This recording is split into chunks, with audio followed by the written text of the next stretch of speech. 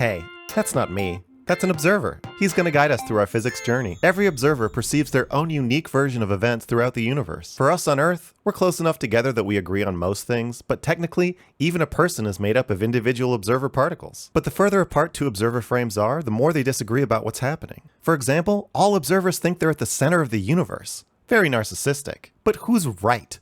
Everyone. All observer frames are valid. Yeah, you're valid. In fact, the only non-valid frame presented here is this one. The external view. It's useful for talking about the universe, but you can't actually see what the universe looks like from the outside. The only place an observer can really be is smack dab in the middle. Einstein was the first person to come up with a system that accounts for discrepancies between observer frames. The main problem he was trying to solve was the invariant relative speed of light. For example, if person A is driving in a car with their headlights on and person B is standing on the street, they'll both perceive the emitted light as traveling at the same speed relative to themselves. This means time and space are perceived differently by observers depending on their speed and location. Einstein called his unifying theory special relativity, and he laid out two postulates. 1. The same laws of electrodynamics and optics will be valid for all frames of reference for which the equations of mechanics hold good. By mechanics he means Newtonian mechanics, which ignore relativistic effects but are reasonably accurate for small distances. What he's saying is that observer frames are valid and that the laws of physics always apply. His second postulate was, light is always propagated in empty space with a definite velocity c, which is independent of the state of motion of the emitting body. We can combine these two postulates to get the classic, observers will measure light to travel at c in their inertial frames. So the person in the car and the person on the street both see this light as traveling at c, which is defined as 299,792,458 meters per second. Now, this is not just the speed of light,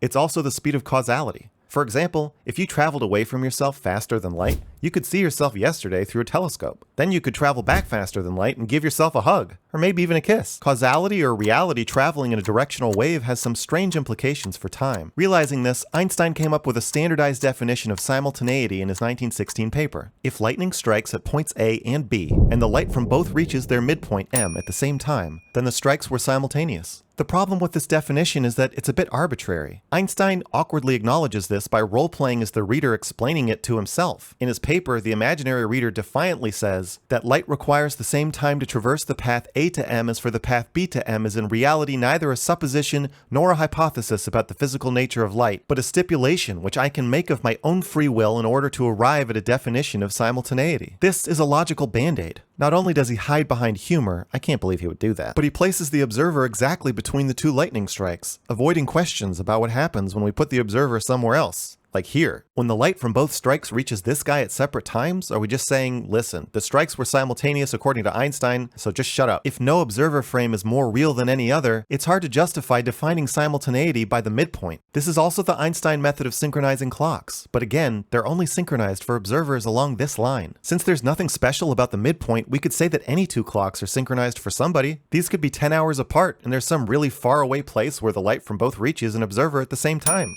Here are 3 lightning strikes that happen all at once for this observer, but different times for this one. Einstein's oversight here is that simultaneity is directional. And for any observer, that direction is inward. In fact, incoming light in an observer frame is what defines reality. And that light doesn't travel at c. It travels at infinity. Yes, I know the postulate is that any observer will measure light traveling at c, but that's another logical band-aid. They're called observers, not measurers. If light travels at the same speed as causality, then the fact of the lightning strike arrives at the same time as the emitted light, and for the observer, the elapsed time between the two is 0. We even call light paths null geodesics because the time and spatial components cancel each other out, resulting in a space-time interval of 0. Alright, well then how do you explain the consistently measured speed of light, hotshot? How does GPS still work, buddy? I'll get to that, but I really want to hammer home my purest view of observers. Light that doesn't reach an observer doesn't even exist in the observer's frame. You can measure it from another perspective, but you're not observing it until it hits you. And light that does reach an observer does so at the speed of causality. According to Einstein's own definition of simultaneity, light arrives at the same time that it left. So when you say light travels at c in an observer frame, you're really referring to a scientist off to the side with a bunch of tools. For you, the lightning strikes when you see it strike. Albert Michelson used a rotating mirror setup to measure light bouncing between mountains in the 1920s and got very accurate results. But I'm arguing that for each mirror, the light traveled instantaneously. So where does the measured travel time come from? If you add up 4 legs of a trip, and each leg is 0 with no gaps, shouldn't the whole trip be 0? No. Not if the legs are traveled in different directions. Remember, simultaneity is directional. Now, for non-relativistic measurements, this doesn't matter. If you're timing a horse race, who cares what direction the causality wave is going when you push start and stop? But when you're measuring light itself, the direction of causality is crucial to take into account. By measuring each leg of this light path in a different direction, we're using 4 different clocks, and they're not synchronized at point E, where the measurement is taken.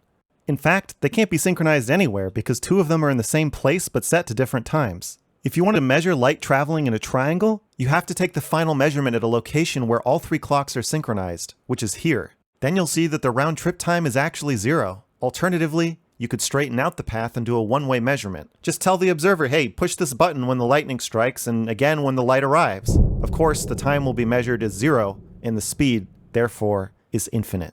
By illogically assigning a finite speed to causality itself, we're mixing frames in a way that violates relativity and therefore doesn't describe reality. So what are we measuring then when we get the same exact measurement for the speed of light over and over and over? Are these just gaps between desynchronized clocks? In 1983, the speed of light was officially defined as 299,792,458 meters per second, and the decision was made then to use the speed of light to define the meter.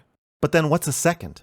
A second is defined by the hyperfine transition frequency of cesium atoms, determined by fine-tuning a microwave emitter via a feedback loop. But that's really a refinement of the definition of a second. Originally, it was defined as a fraction of Earth's orbit around the Sun. So let's take a step back. We've got a second, which is defined by a distance traveled by Earth. And in turn, we're using that to define a meter, and since light speed is now defined by both, now we can define a second by the time it takes light to travel a fraction of a meter.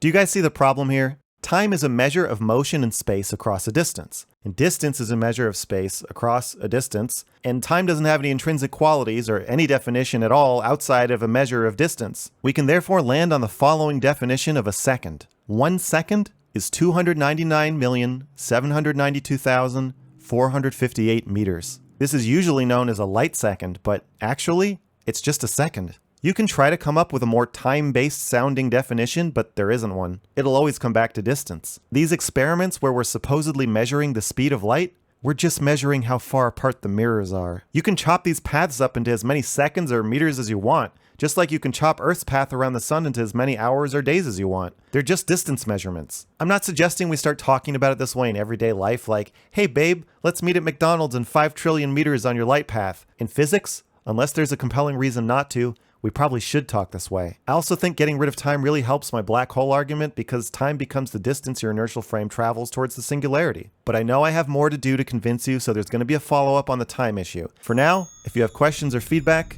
you know where to find me. I'll see you later in about 200 trillion meters.